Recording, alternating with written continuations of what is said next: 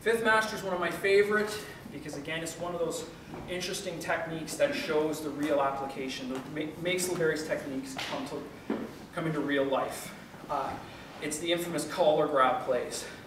And like I said, I think this is really cool because this is something that you probably would see today in any sort of crazy barroom brawl. That idea of the guy grabs you by the collar, he thinks he's got you, he's checking his distance, and you're in this scenario. And Liberi gives a whole series of techniques to deal with this particular encounter, and they make the attacker look very dumb. First and foremost, I have two disengages. I can cross up if I want to and come out. I can come down very aggressively and hopefully break her wrist if I'm lucky. If not, I simply disengage. You know, you sure you want to fight me?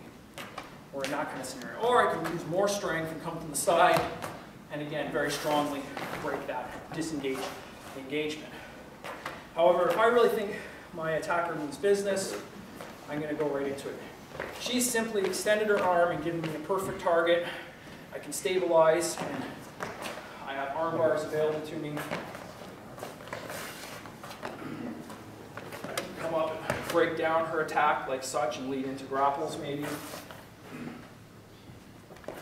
I can manipulate her elbow into those lower key scenarios.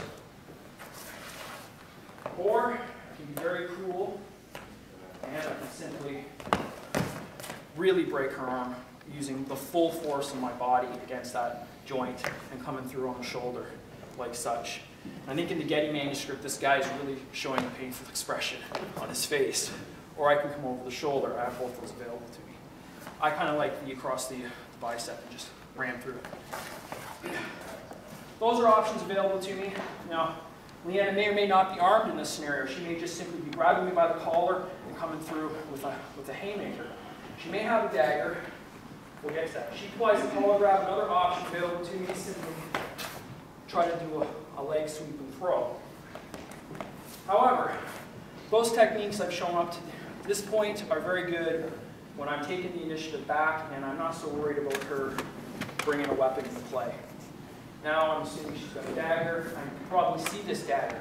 She throws me in the collar grab. I see that arm go to that dagger. This has to become secondary to dealing with that if I want to live through this engagement. So first thing I can do, very simply, is just check her weapon. She may still have me by the collar. I've checked the weapon, and now I'm in a very good place to do a throw. And I'm going to be nice to Leanna and not toss her to the ground, but she's going over my thigh. I've broken her balance very successfully here. This throw is very easy. It's easier than the throw shown before, in my opinion. So I can check that weapon and do a throw, which I'm going to try to do. She gets me in a collar grab. Maybe I'm a little slow on the draw. She gets that dagger into play. Okay, now I have to, again, deal with this before I move on. And Liberi says, he says, you can do all the dagger techniques you've already learned. And then he shows a few specific examples. First and foremost, I can use more strength. She comes in. I can counter with more strength. And I can easily move into what Liberi calls the third play of the first master, which is, this is the cornerstone middle key. Leanna gets me in a collar grab again.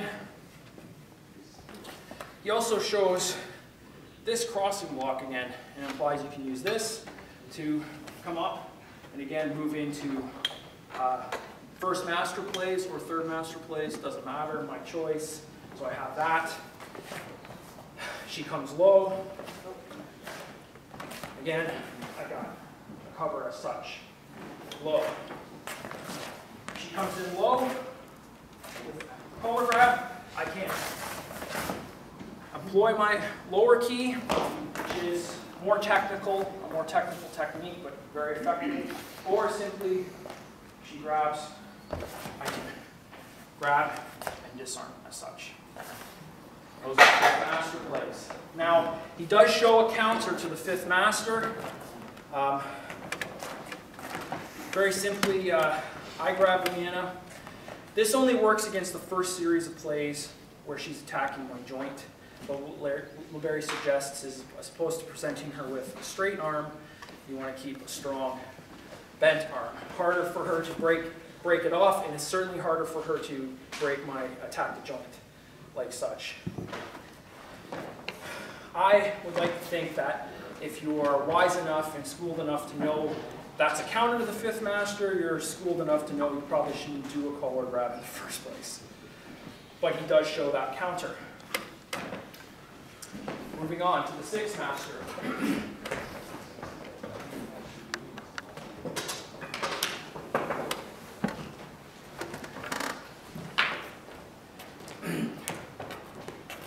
In the sixth master, we get into the plays of dagger versus dagger.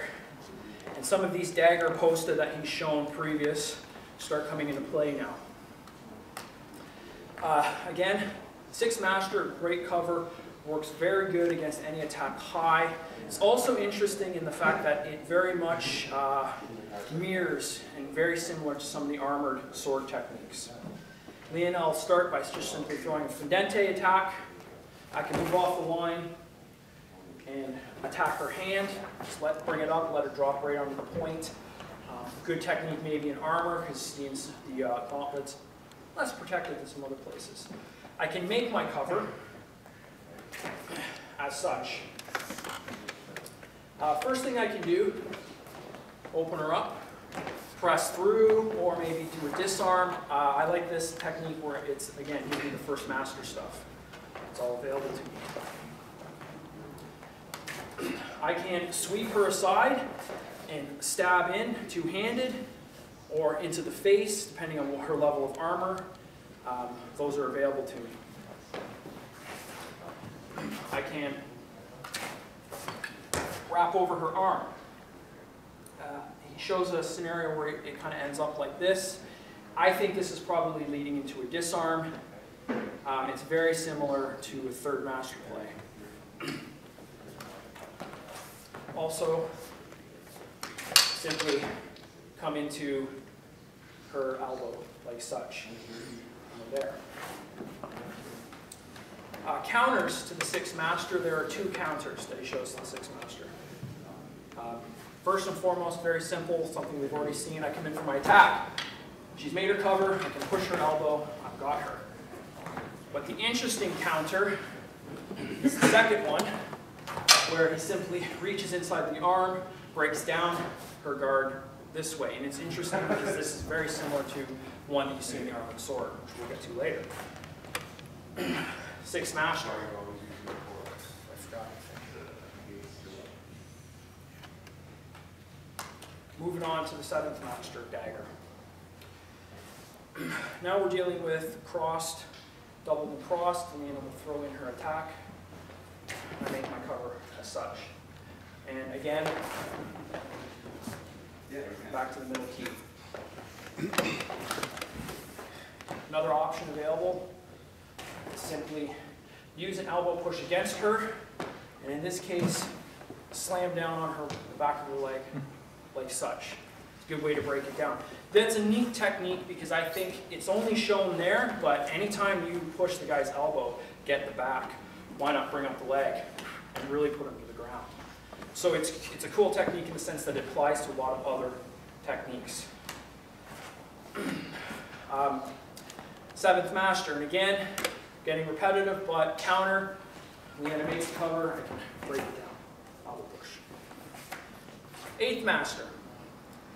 Eighth master is interesting because in the various manuscripts it probably diverts and shows the widest variation of different things you can do. It doesn't have a lot of plays, but it has a lot of variations. I mean, first and foremost, we can deal with a low attack. We can cover low.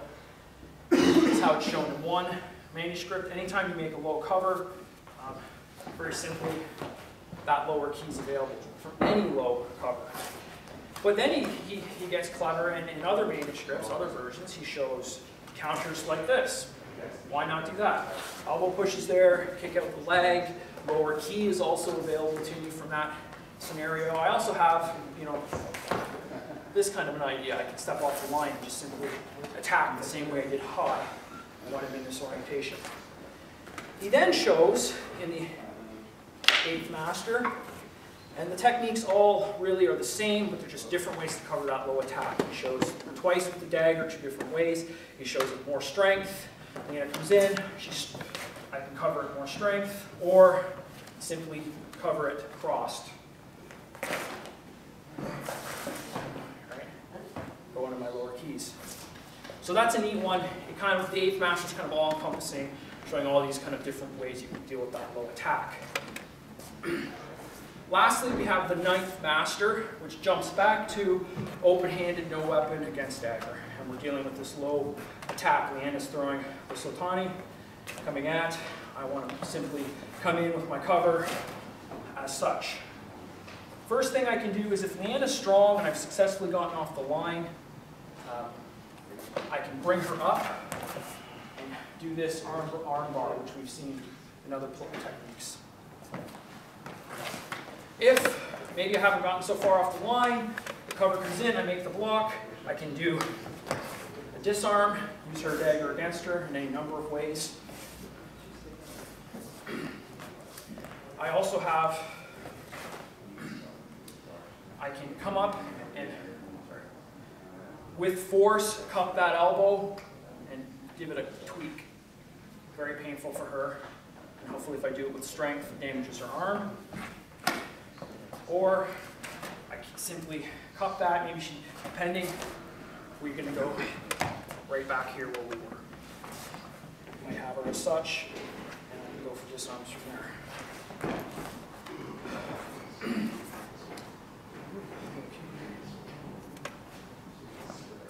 Last but not least, one of the kill techniques from the ninth master, she throws that low attack. Boom, I make my cover. She gets cold feet, starts pulling back. I'm going to use that against her. Force it through the legs. Boom. And now I've got her as such. If she's stubborn, doesn't want to go down, I can make her go down. I can grab her with two hands, or I can grab her leg, kick it out, knock her on her face. I, at one time, thought this technique was difficult. The more I've drilled it, the more I think it's really possible in real time. It works very well. She throws it in, you make the cover. If they pull back, you feel that.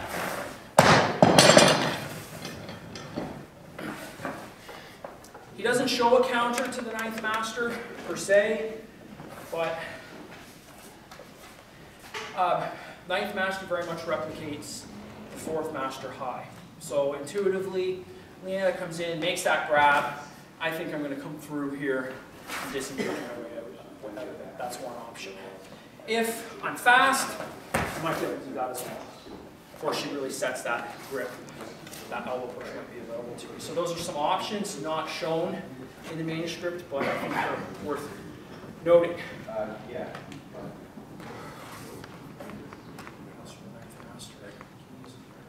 Ninth master of dagger. So that is the system of dagger that Liberi teaches. And important to note, we'll see as we progress, if you can fight with the dagger, it's only a hop, skip, and jump before you start being able to do some of his sword plays. Interestingly, he shows a couple of transitional plays. We call them the transitional plays. I'll do them quickly. Worth noting because they're very self-defense orientated. You can use anything. I'm going to use my dagger in a scabbard, but you can use a scepter, small little staff, a stick, anything you pick up. These type of techniques are available. Now he simply shows the technique being employed. One way to get into it, if I want to initiate this engagement, come in, slam her, maybe up that way, and I'm going to come up and hook onto her as such. We've seen this already applied to the wrist. It's even worse when it's around your neck. Again, Leanna belongs to me at this point. I'll throw her to the ground, I'll walk her around town. She'll do whatever I say. Other option is, again, maybe come in with a slam, go through the legs, simply apply posta longa, put her down, right? It's very easy to break the balance that way. I actually was shown this technique in the military, but the reverse way, coming from behind to take out sentries. Go from behind, boom, and just slam them to the ground. So, it's interesting. Cool, those are some cool transitional techniques that he shows. Moving on to